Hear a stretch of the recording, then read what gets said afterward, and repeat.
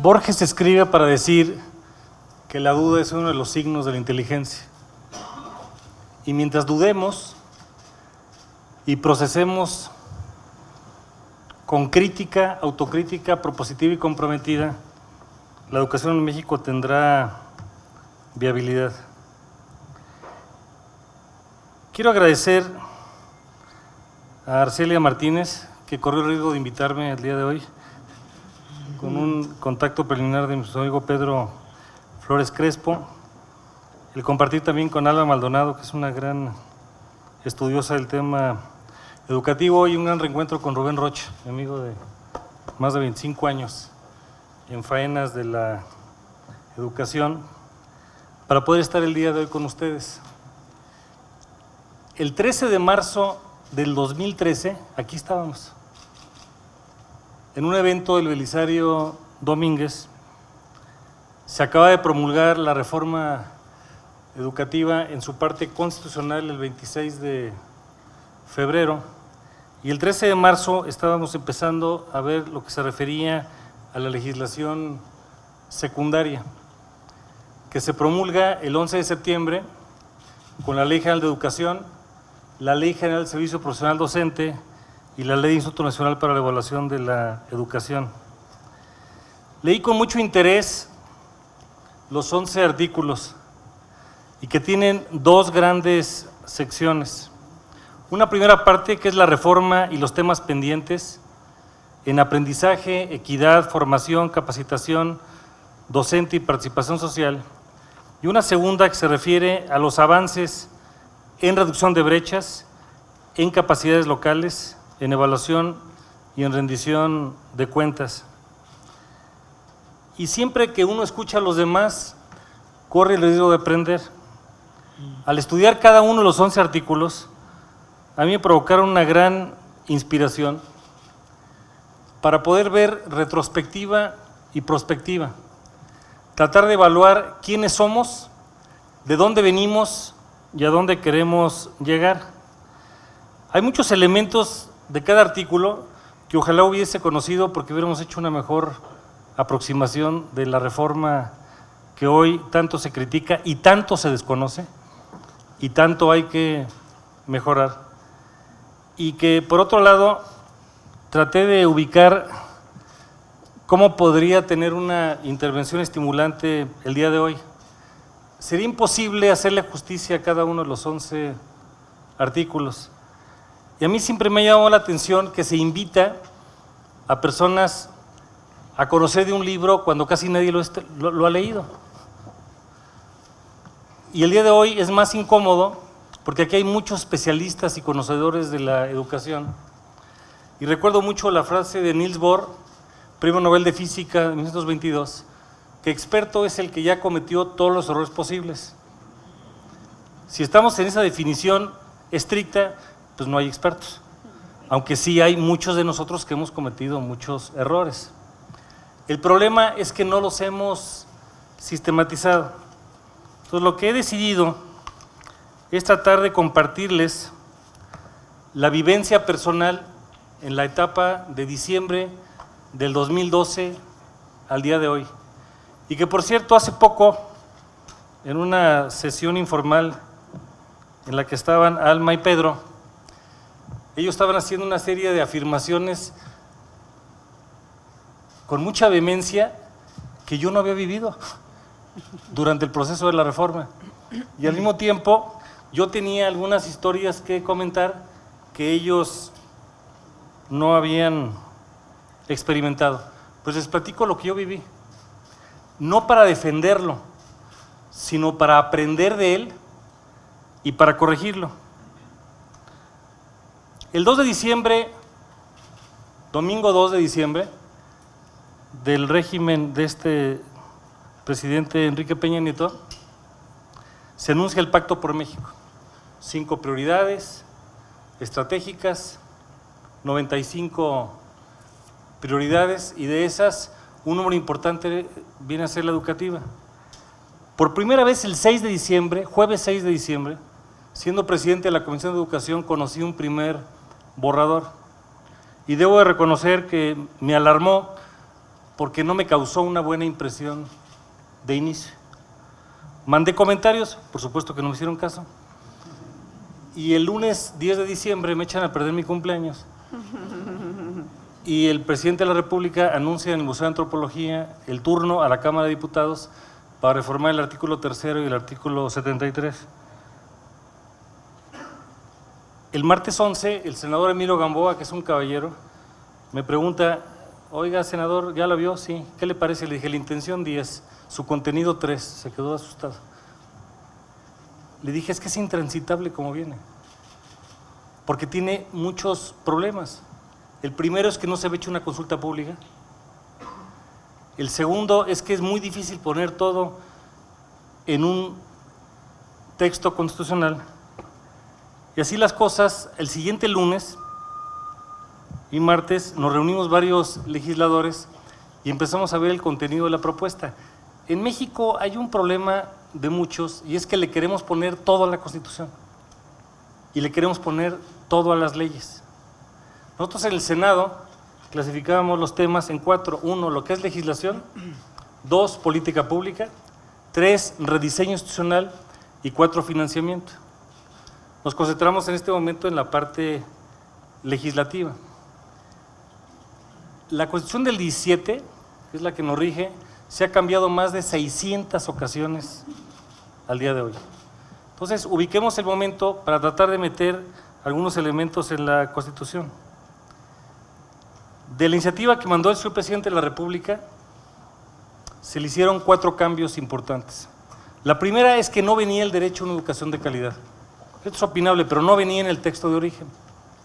La segunda es que esta serie de reglamentar el ingreso, la permanencia, el reconocimiento y la promoción del personal académico no venía como obligatorio, sino como potestativo. La tercera es que la parte del INE no venía para diseñar un sistema nacional de evaluación. Y por otro lado, tampoco traía algo que ni siquiera es tema grande, pero sigue siendo vigente, y es quién define los contenidos educativos en este país. Somos de los pocos países del mundo donde el secretario de Educación tiene la potestad exclusiva de definir los contenidos. ¿Eso es una democracia? Es difícil decir que sí. Tiene una razón histórica para homologar contenidos mínimos generales en el país, y luego le agregamos algunos transitorios para poder definir algunos aspectos. ¿Era la reforma necesaria? No. ¿Era la reforma suficiente? Tampoco. ¿Era necesario poner en el texto de la Carta Magna todo el tema prelaboral en una Constitución? Pues no era el ortodoxo.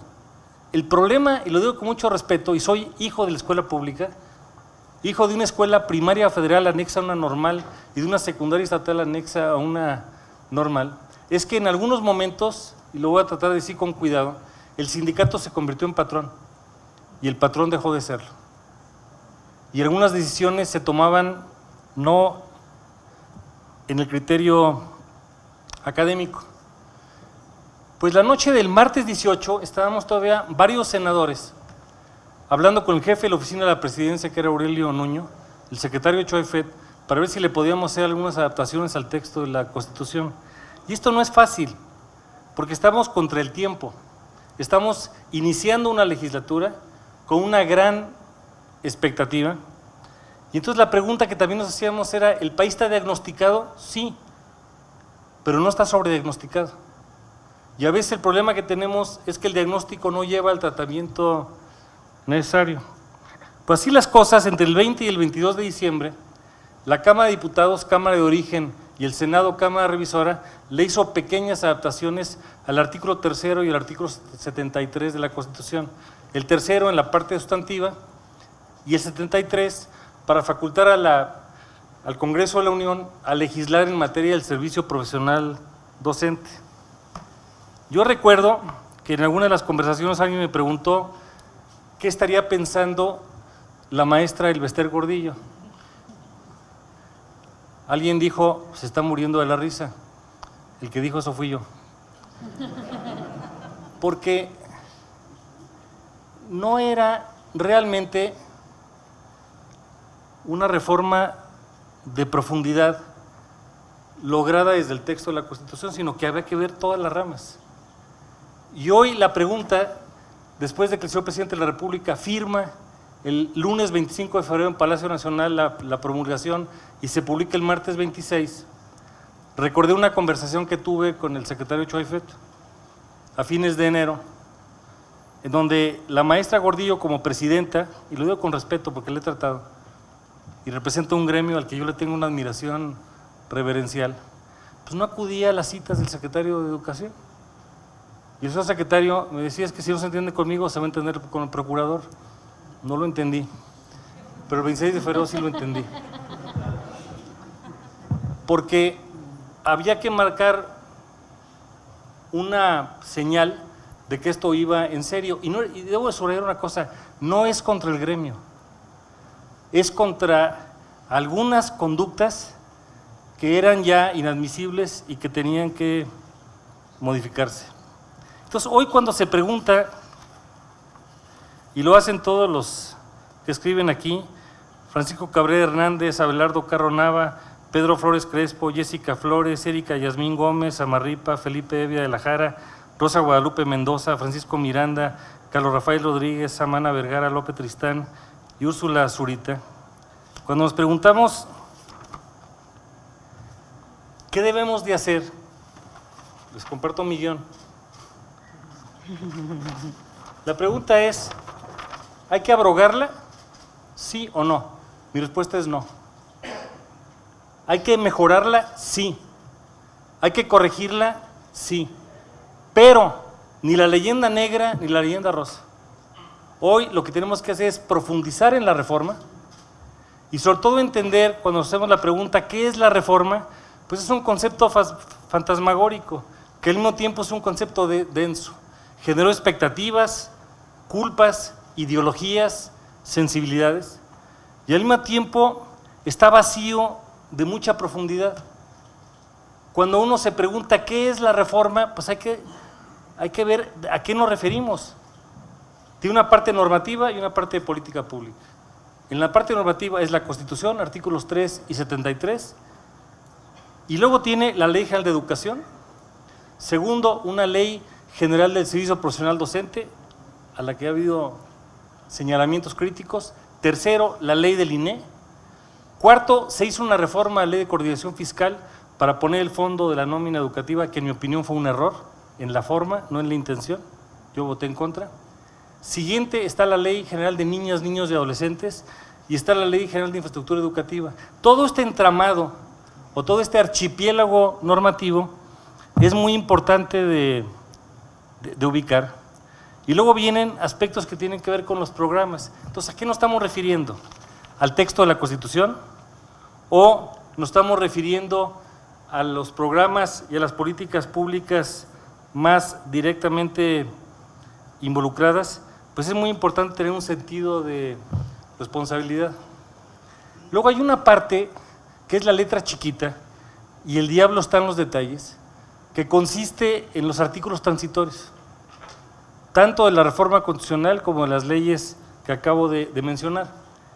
Por ejemplo, la primera noción, cuando llegó al Senado, era preguntarnos, ¿esta es una reforma educativa? La respuesta es no. ¿Son aproximaciones jurídico-administrativo-laborales necesarias? Sí, pero no era una reforma educativa y sigue sin ser todavía una reforma educativa asumida.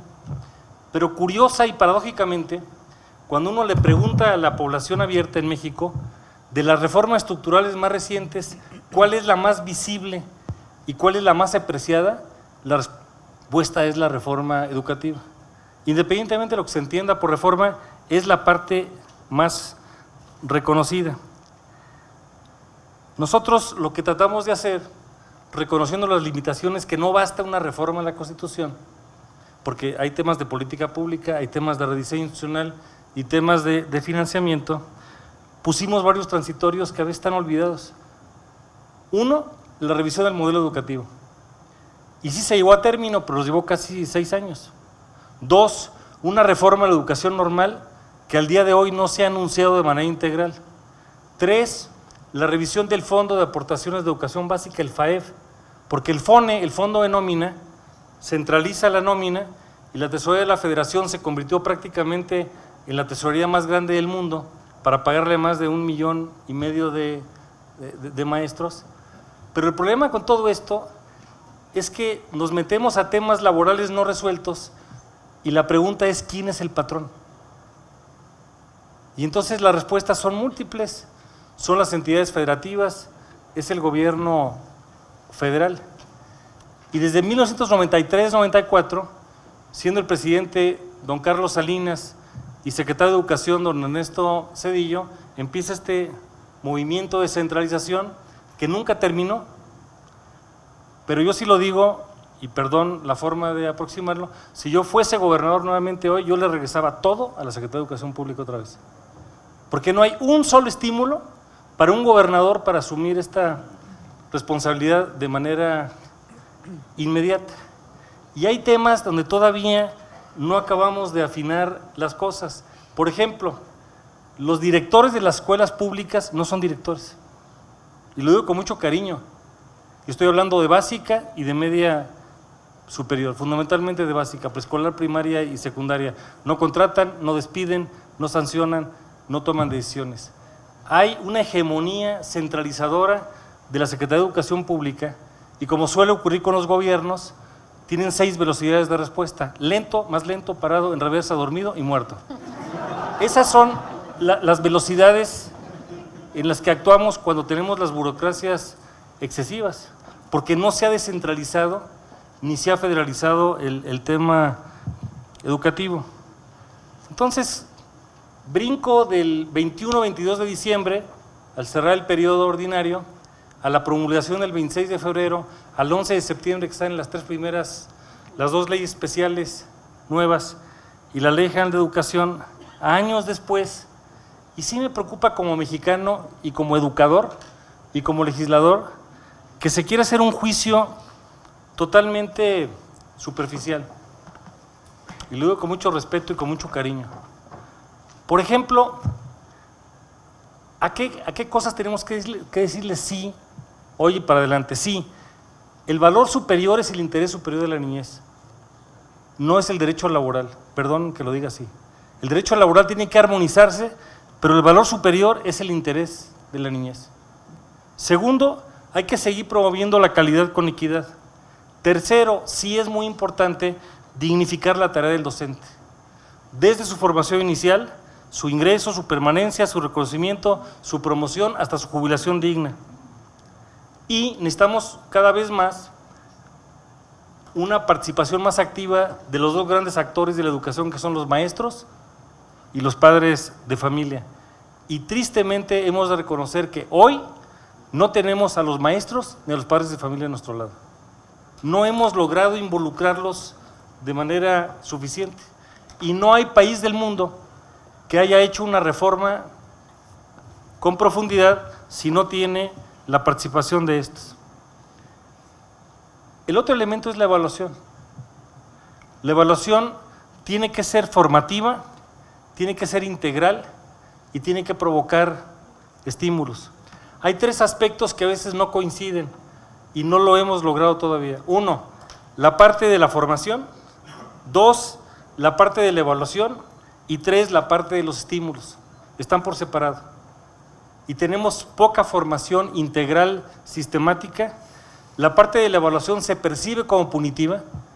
Paréntesis, no hay una sola palabra en la legislación que diga que la evaluación va a ser punitiva. Y lo puedo decir en la intención, no en el resultado. Jamás se legisló intentando que la evaluación fuera punitiva. En ninguna mesa que yo participé se tuvo esa motivación. Pero hemos de reconocer que el efecto ha sido la impresión punitiva. Y la otra parte es el estímulo. Entonces traemos microesfuerzos macrodesintegrados, pero no tenemos un proceso integral que tenga formación, evaluación y estímulo. También se hizo, por ejemplo, una reforma para poner bebederos en las escuelas y se dio un un plazo que venció hace prácticamente 2 años para que todas las escuelas públicas tuviesen bebederos. Entonces, yo los invitaría a que revisáramos también los transitorios. El problema de nuestra democracia incipiente es que en México no hay nada más permanente que lo transitorio. Estamos en transición sobre la pobreza, en transición sobre la democracia, etcétera. Y luego faltan varios temas. Por ejemplo, hay que terminar de evaluar el modelo educativo, que me parece que está razonablemente hecho, pero que apenas empezó el 20 de agosto. No se puede ceder el tema de la Rectoría del Estado, y hay temas de carácter laboral que no están atendidos. Por ejemplo, le digo con mucho respeto, la libertad de asociación de los maestros. El día que haya libertad de asociación en el sector público de los maestros, vamos a estar hablando de otro aspecto. Lo mismo, y lo digo con intento de cautela, la democracia, la transparencia y la rendición de cuenta de los sindicatos. Y no es una rendición de cuentas al gobierno ni a los poderes públicos, es una rendición de cuentas a sí mismo. Pero si hoy yo le pregunto a muchos maestros, ¿ustedes se sienten libres? ¿Se sienten miembros de un sindicato que hace democracia, transparencia y rendición de cuentas suficientes? Temo que la respuesta no es la que estamos buscando. Necesitamos todavía profundizar en la parte laboral. Entonces, sí al interés superior de la niñez, a la calidad con equidad, a la dignificación del maestro, a la participación activa de los actores, a la evaluación formativa integral y que sea estimuladora, sí a la libertad de asociación, sí a la democracia sindical, sí a un mejor modelo educativo, sí a que se ejerce la rectoría del Estado. Pero no, y lo digo también con una advertencia, no regresar, por favor, a las prácticas clientelares, corporativas, corruptas, que en ocasiones algunas partes del sindicato ejercieron. No es posible tener momentos como los tuvimos cuando había 200 días calendario y en Oaxaca, en algunos ciclos escolares, el maestro faltaba 70 días a clase.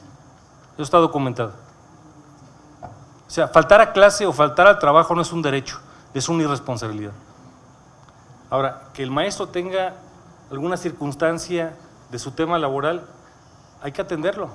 Y para eso tiene que haber instituciones del Estado de Derecho, pero no debe ser que el interés superior de la niñez se ponga a un lado.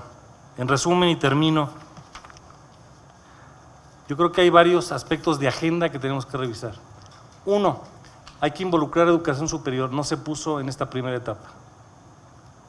Dos, hay que incluir la libertad de asociación. Tres, la democracia, transparencia y rendición de cuentas en los sindicatos públicos. Cuatro, hay que promover más la participación social, tanto de padres como de maestros. Quinto, hay que mejorar infraestructura, y en eso se ha hecho un avance, pero falta mucho. Sexto, hay que revisar las fórmulas de financiamiento, son discrecionales y no están funcionando. Séptimo, necesitamos hacer modificaciones importantes en algunas de las leyes secundarias, sobre todo en la ley del servicio profesional docente y algunas en la ley del INE. Octavo, hay que probar y evaluar el modelo educativo. Noveno, hay que evaluar también el propio Instituto Nacional para Evaluación de la Educación. A mí me parece que es una gran institución con credibilidad internacional. Sin embargo, está en riesgo de perder su autonomía. Y lo digo con mucho respeto, a veces se le evalúa externamente con potestades que no tiene.